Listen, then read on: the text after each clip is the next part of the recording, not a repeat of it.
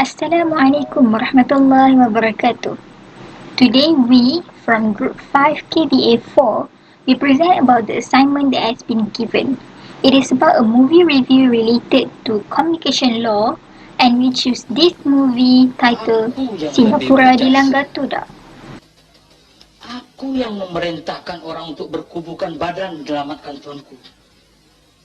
Sepatutnya aku yang dikurniakan pangkat dan emas. Me, Nurul binti ALIAS, matric number 1180246, will tell you about the background of this movie. Singapura Dilanggar Todak is a Malay movie published in Singapore in year 1961. This movie was published in the form of a colourless black and white film. It was directed by Omar Raji in 1961. This is Omar Raji and his crew.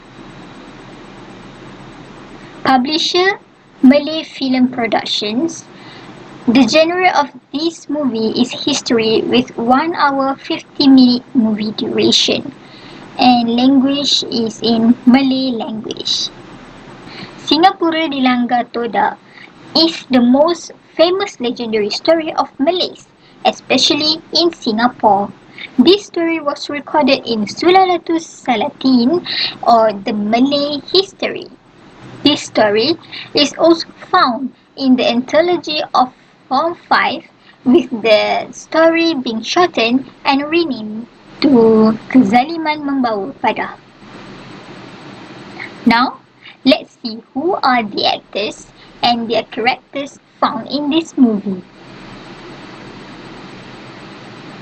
So we have here Bak Latif as Hang Nadim, Hashimayun as Pupa, daughter of Datuk Biduanda, Aziz Jaafar as Agam, Haji Mahadi as Tunjana Khatib, Ahmad C as Naka, Kemat Hassan as Datuk Biduanda, S. Kadarisman as Datuk Temenggung, Kuswadinata as Jelatang, son of Datuk Temenggung, and Sharif Dul as the King of Singapore. All those who play the characters in this movie, majority are the famous actors of the country. That's all from me. Thank you. Let's move on to the synopsis. Assalamualaikum warahmatullahi wabarakatuh. My name is NURUL IBTISAM BINTI ISMAIL, and my matric number is 1180249. Now, I will talk about the synopsis of Singapura Dilanggar Todak. This film is based on the fairy tale of Singaporeans, where Tunjana Khatib and his two followers, that is Agam and Naka, from Pasai came to Singapore to preach and read. However, their presence was not liked by the magnates in Singapore. Therefore, Tunjana Khatib and his followers were slandered. The King of Singapore was very angry with Tunjana Khatib and his followers and was sentenced to death to Tunjana Khatib and sent out from Singapore on the same day to Agam and Naka. Because of the sentence that was faced by Tunjana Khatib, he was tied to a tree and stabbed with a dagger. Soon, a thunderstorm touched Singapore with loud trembling voice from the sky. Those who witnessed the incidents ran away to save themselves and find out what happened, and at the same time they found out that Tunjana Khatib's body had disappeared and made the people who witnessed the murder say that Tunjana Khatib was a heretic. Tunjana Khatib died on the boat due to the stab wounds. Then Agam and Tunjana Khatib anchored from Singapore to Pasai. A few days later, several fishermen in Singapore were killed by swordfish attacks from the coast to the mainland. This attack is exasperate the situation on the shorelines in Singapore. The King of Singapore and the courtiers have gone to see what is happening in the coastal areas. Suddenly, the swordfish stabbed the king in the right shoulder. The king was confused and asked for suggestion and advice on how to solve this problem. Datuk Temenggung suggested that human body be used as a stronghold from the swordfish attack, but the king was not satisfied with the idea. Suddenly, Hang Nadim, that is the son of Datuk Biduanda, spoke to suggest his idea to the king. Hang Nadim suggested that using as many banana trees as a stronghold against the swordfish attack, so the people's life can be saved. Then, the people worked hard to build defenses using the banana tree trunks. until the swordfish attack, and the king was very pleased with the help of Hang Nadim, who had saved himself and Singapore from the disaster. The king wanted to award souvenirs to Hang Nadim, but Datuk Temenggung did not agree. Datuk Temenggung continued to incite the king until the king was incited because the king did not have a stand that could easily influenced by people. Datuk Temenggung incited by saying that with the wisdom of Hang Nadim at such a young age, when he grows up, he will sell the country of Singapore later with his cunning tricks. Due to the incitement, the king became very angry and ordered that Hang Nadim be arrested and sentenced to death. Hang Nadim was sentenced with his body thrown away into the sea and tied with a heavy stone. Datuk Bidwanda was very sad and angry. Then he went to Datuk Temenggong's house and killed Datuk Temenggong.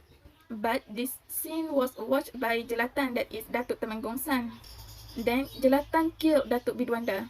Jelatan was not satisfied with that, so he went to Datuk Bidwanda's house to kill Datuk Bidwanda's house.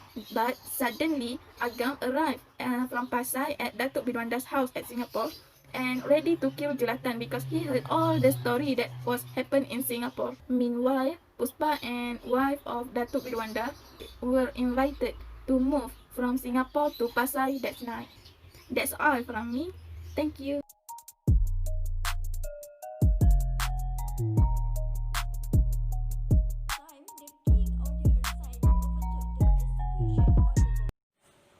After Singapore was free from swordfish attack, His Majesty praised Han Nadim's success in defeating swordfish and he invited Han Nadim to the palace to receive an award.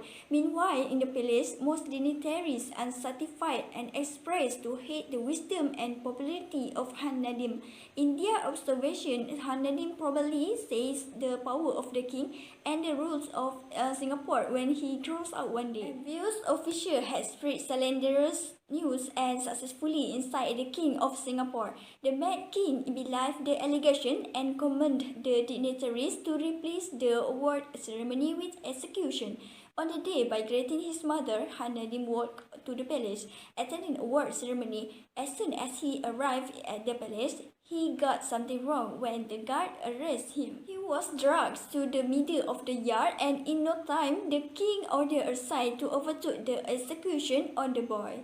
My name is MAISARAH binti MUSA, and I will explain about the offences that may be charged from the scene. Based on the movie, there is 3 scenes or 3 times where defamation and sedition happen in the same time. But we highlight the scene where Datuk Temenggung slander Nadim. First is Sedition Act 1948. This often will be charged if someone promote of ill will and hostility between different races or classes of the population of Malaysia. First offences to a fine not exceeding 5,000 ringgit or imprisonment not exceeding 3 years or both. For subsequent offences, to imprison for a term not exceeding 5 years. The second one is Defamation Act 1956, which is under the slander of title. In any slander of title, slander of good, slander of malicious falsehood, or other malicious falsehood, it shall not be necessary to prove or to allege special damage if the words upon which the action is founded are calculated to cause pecuniary damage to the plaintiff and are published in the writing or other permanent form, if the said words are calculated to cause a pecuniary damage to the plaintiff in the response of any office, profession, calling, trade or business held or carried on by him at the time of publication. Besides civil suit or defamation suit, if convicted of defamation of another person, the accused can be sentenced to a maximum of 2 years imprisonment or a fine or both as provided under Section 500 of Penal Code. However, Section 500 of the Penal Code does not prescribe how much rate or value of fines can or should be imposed on the accused. So, in theory, the value of fines can be unlimited and depend entirely on the discretion of the court. The fine can be thousands of dollars or may even reach millions of dollars. It will all depend on the value of reputation of the defamation victim as well as the level of damage done as well as the losses suffocated by the defamation victim. The court will see each defamation case as unique and will evaluate it according to the situation of the case. Thank you. Assalamualaikum warahmatullahi wabarakatuh. My name is ATIKAH binti RAHMAN. My matric number 1180247. Inshallah, today I will continue with the conclusion. So, in conclusion, we can summarize in three important points. First, we should not be acquisitive or too crave for the power or authority in organization. If we become like this, jealousy will appear in ourselves and also will cause a person slander and incite others to weaken them. This is the bad attitude and not supposed to do. This is the bad attitude and not supposed to do. It because this will affect to the victim whether for their self or their reputation. They will lose their authority and they will lose their authority in organization. Second, we must always think positive to someone else as long as we can, but it must suitable in that situation. If we do not apply this, we will always think negative, and this will make us difficult to cooperation with others. And for the last but not least, we should not too harsh in judge others as a guilty person. What we have to do is we must investigate first what has happened. We must hear explanation. We must hear all their explanation from both sides before do any decision. So we can avoid from do any punishment to the innocent person. So that's all from me, and that's all from us. Thank you.